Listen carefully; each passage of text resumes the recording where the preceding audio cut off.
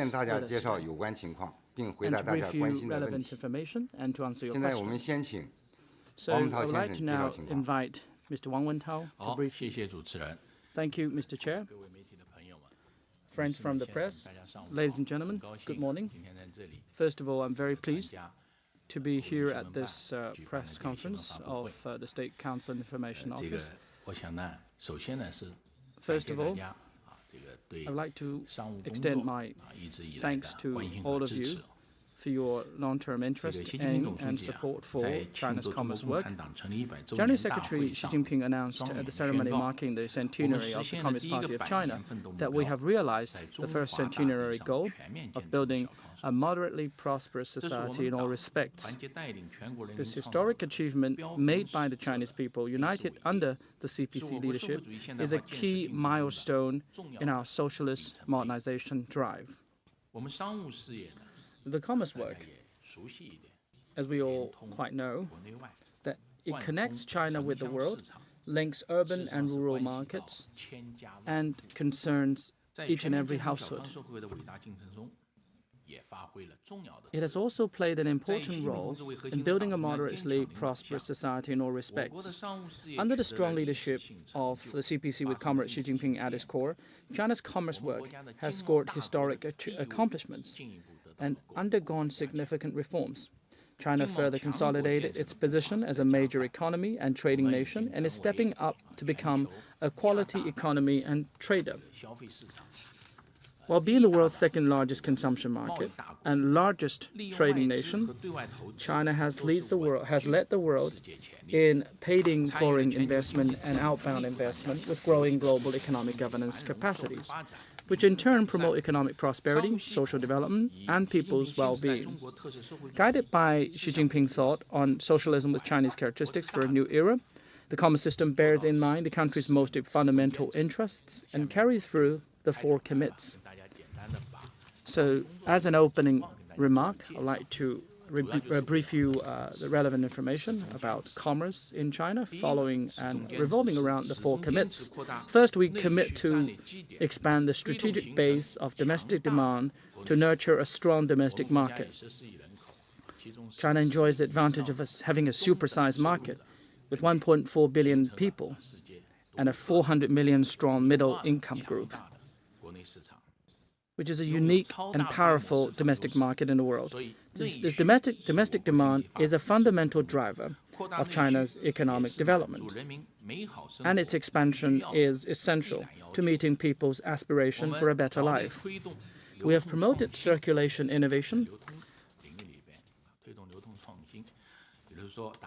by building, for example, a 15-minute circle of convenience for residents, upgrading pedestrian shopping streets, transforming the retail sector, promoting the innovative development of commodity markets, improving cold chain logistic facilities for agricultural products, enhancing urban and rural logistics distribution system, advancing commerce circulation standardization to make it more smooth and convenient.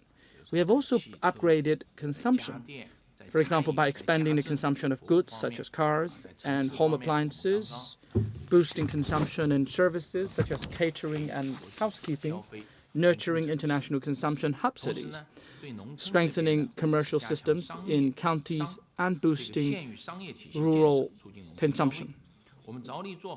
We have worked to ensure emergency supplies. In response to the unexpected pandemic and disasters, which took place quite recently, the floods,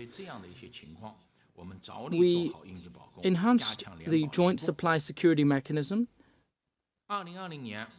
to ensure market supplies and price stability. In 2020, the total retail sales of consumer goods reached 39.2 trillion yuan. Consumption remains the strongest engine for growth for many years. Second, we commit to expand high-level opening up to promote high-quality development. The only route to national prosperity is through opening up. The key to China's constant development achievements lies in our reform and development driven by greater opening up. High-quality development requires new cooperative and competitive edges and greater growth momentum provided by high-level opening up. We have kept expanding the scope of opening up and further broadening market access. The national negative list for foreign investment market access has been shortened from 93 to 33 items. We have also relaxed foreign equity cap in industries such as automotive, finance, and securities. We have also launched comprehensive pilot demonstrations for wider opening up in the services sector. We have, for example, pushed for the establishment of 21 pilot free trade zones and the development of high-quality and high-standard Hainan Free Trade Port, while promoting the innovative upgrading of national economic development zones. So we have also been promoting platforms such as the CIIE, the Canton Fair, the CIFTIS, the Hainan Expo, and the CIFIT. We have promoted systematic opening up, built and improved systems and mechanisms commensurate with new business types and models, such as cross-border e-commerce. We have also introduced the foreign investment law and regulations governing its implementation, fully carried out the management model of pre-establishment national treatment plus negative list. We aim to benchmark international rules to further trade and investment liberalization and facilitation. Third, we commit to serve the people through commerce by contributing to the victory of eradicating absolute poverty. Winning the fight against poverty is the most daunting and complex task for achieving moderate prosperity in all respects. We remain committed to a people-centered development philosophy and care deeply about the people. Commerce is all about serving our people's well-being and improving their lives. On the one hand, we have leveraged the strengths of commerce and introduced measures in 5 commerce-related areas of e-commerce, housekeeping services, overseas labor services, industrial growth, and border trade.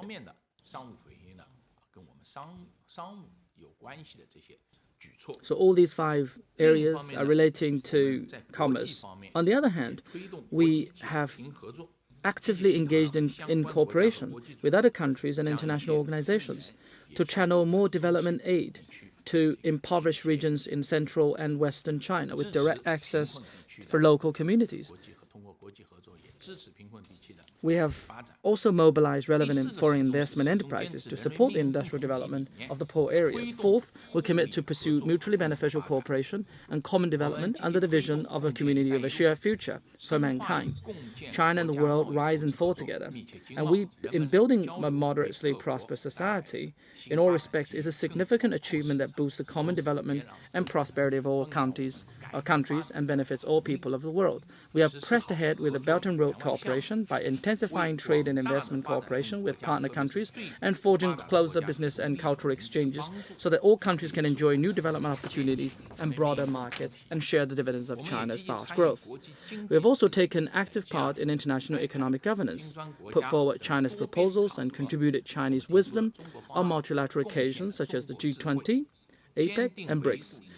We firmly uphold the multilateral trading system with the WTO at its core and strive to build a global high-standard FTA network. Looking forward, we will march forward on the new journey toward fully building a modern socialist country.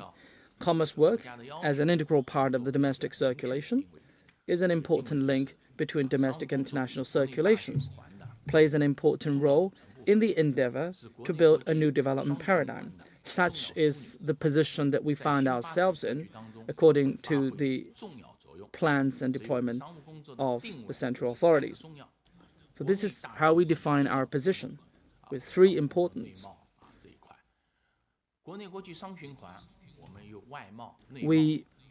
The domestic trade part is an important part of the domestic loop. We are also an important link between the domestic and international markets, and also our work plays an important role in building the new development paradigm. So this is how we define ourselves. Ahead of us are heavy responsibilities and a noble mission. Into the new development stage, we will follow by the guidance of Xi Jinping thought on socialism with Chinese characteristics for a new era and implement the new development concepts in a complete, accurate, and comprehensive manner so as to serve the building of a new development paradigm. For smoother domestic circulation, we will elevate traditional consumption and foster new types of consumption, upgrade consumption platforms, optimize the distribution networks, and develop stronger distributors. To promote international and domestic circulations, we also will keep the fundamentals of foreign trade and foreign investment stable, deepen Belt and Road trade and economic cooperation, promote the integration of domestic and foreign trade, develop high-standard opening up platforms, and strengthen multilateral and bilateral trade and economic cooperation. So specifically, we have this portfolio of 5+5 measures that are falling under the categories of the three important, and we will move forward according to these basic requirements. And this is what I'm going to say, what I have said as an opening remark.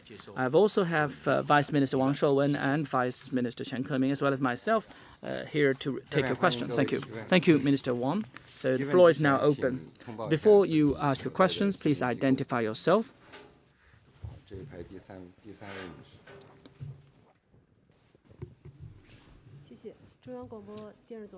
Thank you.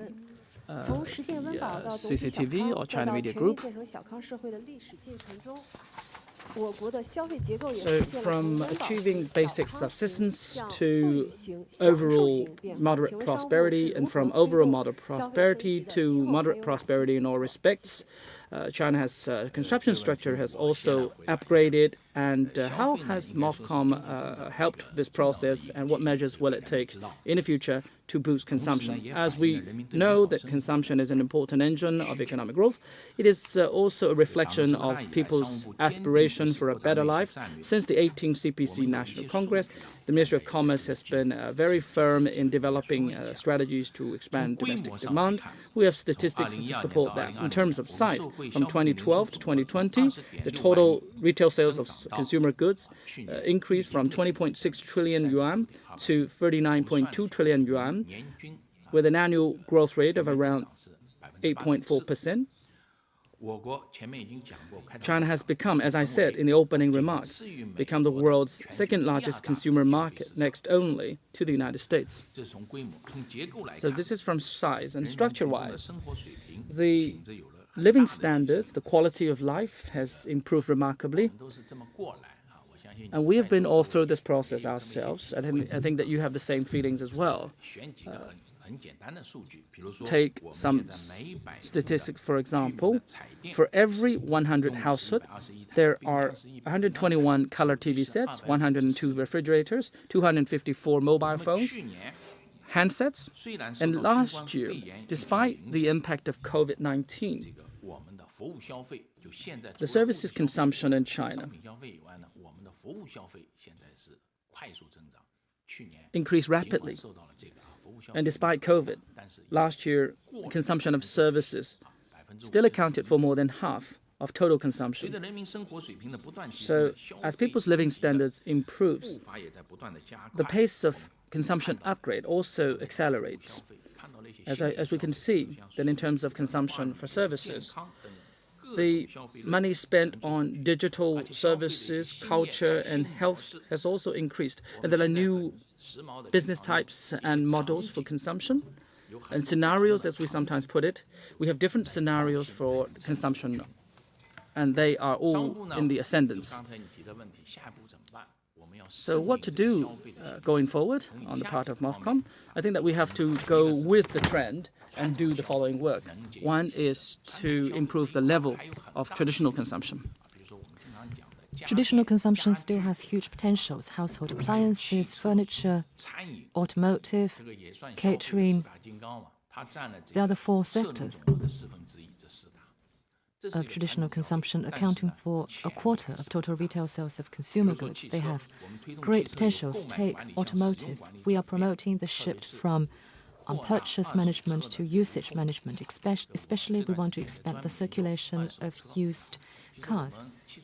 I've been studying this issue recently. With car ownership to a certain level, a used car market will expand.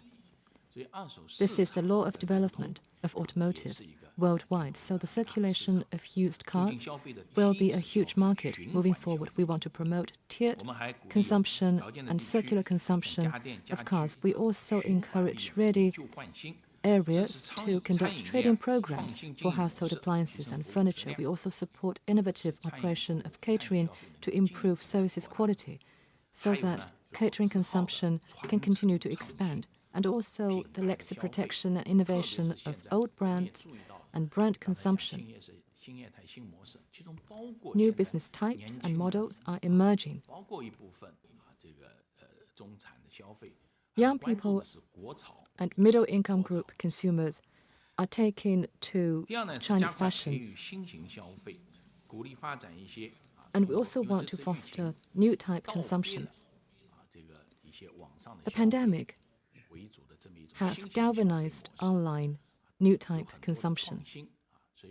There has been lots of innovation, so we want to accelerate the fostering of new type consumption, including smart shops, contactless delivery, home services, as well as other new business types and models. We also encourage traditional circulation businesses to build immersive, experiential, and interactive consumption scenarios.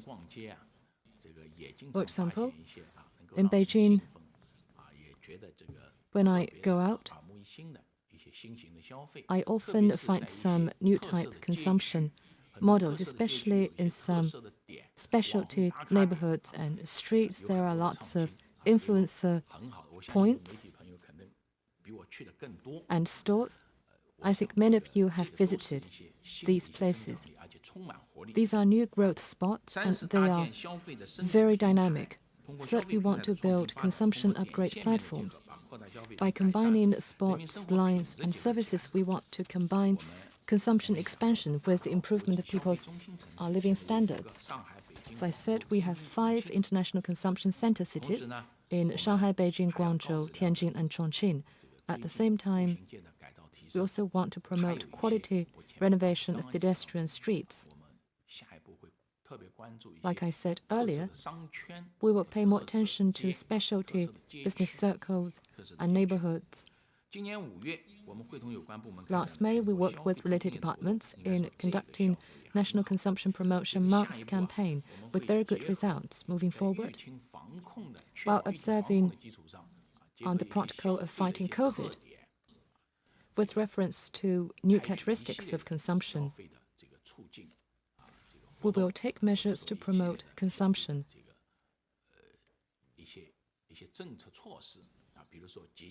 And introduce some consumption promotion measures. We are going to reinvigorate markets and businesses and build momentum through festivities to meet multi-tiered and diversified consumption demands. Especially, we want to improve the class of consumption. Thank you. Next question.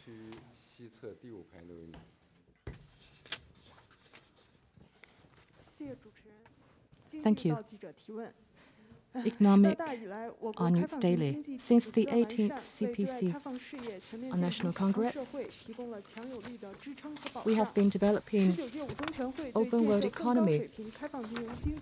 The 5th plenary of the 19th CPC Central Committee made deployments for growing new economic system. How will MOFCOM implement it, and how can we promote institutional opening up?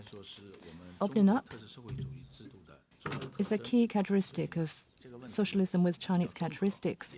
So this is a very comprehensive question, and I will take this question. In the development of moderately prosperous society, especially since the 18th CPC National Congress, our doors to the outside world are going wider and wider and deeper and deeper. Some high-level opening up institutions have taken shape, especially in terms of foreign-related legal framework, management system, policy system, security guarantee system, which are getting more and more sound, with a unified, open, competitive, and orderly market system. Opening up is also reform. To promote reform through opening up is very important, so that we can promote the shift from liberalization of goods and movement of factors to institutional opening up, which requires greater resolve and courage, and also sense of responsibility to promote reform. We are going to further promote open a new economic system and its improvement in 3 areas. First, the pilot of free trade port. Since the establishment of pilot free trade zones, they have played a very good role as testbeds for reform and opening up at the national level. We have rolled out 278 innovative institutions. At the same time, Hainan Free Trade Port is also moving forward steadily. Moving forward, we have forged a consensus and also found the target. Benchmarking high standard international economic and trade rules, we're going to galvanize China's opening up. In well-equipped areas, we're going to introduce high standard economic and trade rules for stress test, which is an experiment and also a way to force forward opening up. For some of the economic and trade rules that have riper conditions, they can be implemented directly. For example, after careful analysis, some of the measures can be implemented directly. And for RCEP, among others, they can be implemented after entry into force. We can promote further opening up through high-standard economic and trade rules. We are going to further reduce the negative list for foreign investment in pilot free trade zones. We are making further explorations and efforts. Second, we want to optimize the distribution of regional opening up. We have deepened the implementation of regional development strategies as well as coordinated regional development strategies, including land-sea linkage and east-west complementarity, especially in Central and West China, as China's opening up deepens in terms of scope and level. They have great potentials. In Central and West region, they have great scope for further opening up. So this year, following President Xi Jinping's instruction at the CRIE, the goods for exhibition will become commodities and exhibitors will become investors. Starting from this year, MOFCOM has organized a series of events for the CRIE to reach Central and Western region so that they can learn more about Central and Western region, including their markets as well as investment environment. With such opportunities, they can learn better. For the first stop, the CRIE has reached Sichuan. Moving forward, taking this opportunity, we're going to promote the connections with Central, West, East, and Northeast China. We will also accelerate the innovative development of border trade and also accelerate the development of border economic cooperation zone, cross-border economic cooperation zone, and border opening up. Third, we are going to strengthen the security guarantee system for opening up. Security is the foundation of development. Security is the bottom line. We want to accelerate development on the basis of security. The more open we are, the more attention we need to pay to security. We want to enhance the level of regulation and maintain the security of development and resolve the major risks in the course of development. Next question.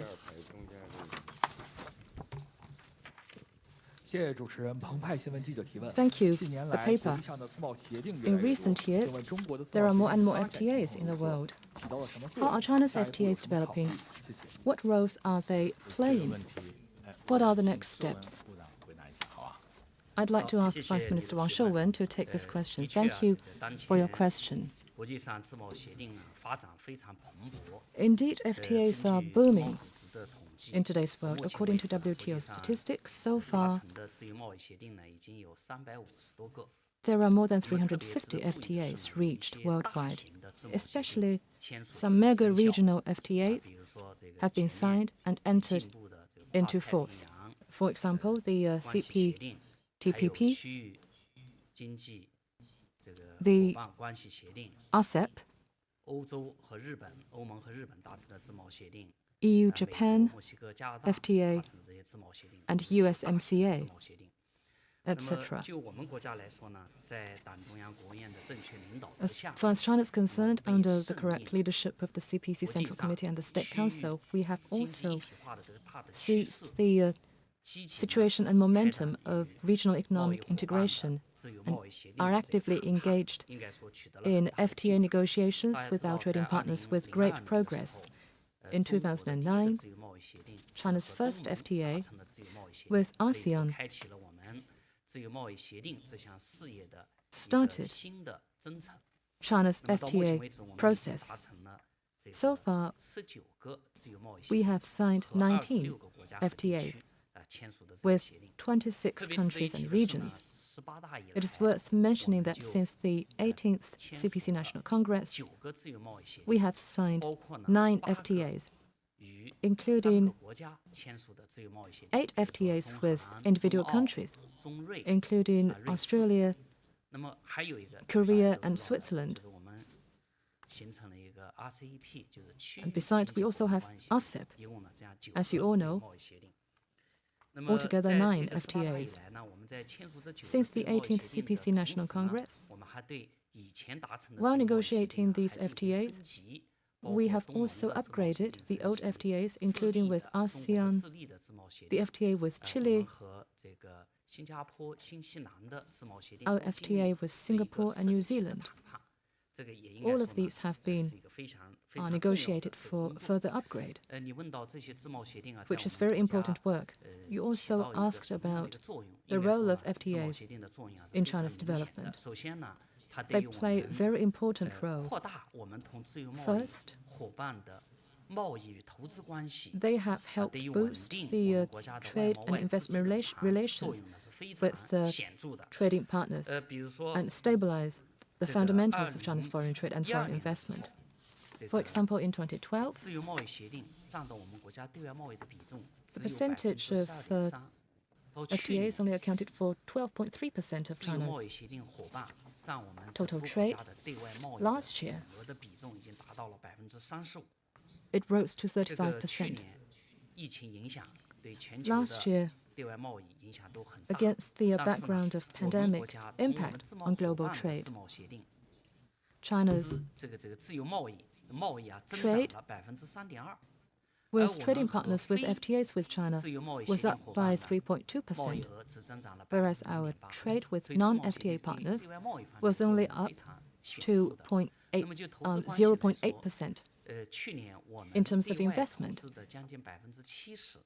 last year about 70% of China's outbound investment was in FTA partner countries, and 84% of China's FDI came from trading partners with FTAs with China.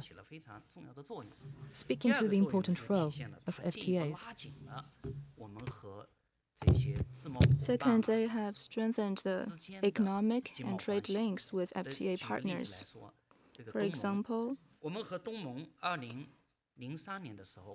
in 2003, China's trade with ASEAN was $78 billion. But last year, the two-way trade rose to $685 billion, an increase of 8.7 times. Without an FTA, this could not have been possible. For 12 consecutive years, China had been the largest trading partner of ASEAN, and last year, ASEAN became the largest trading partner of China, thanks to the FTA. In 2012, China's trade with Chile's trade with China accounted for 20% of its total foreign trade, while last year, Chile's trade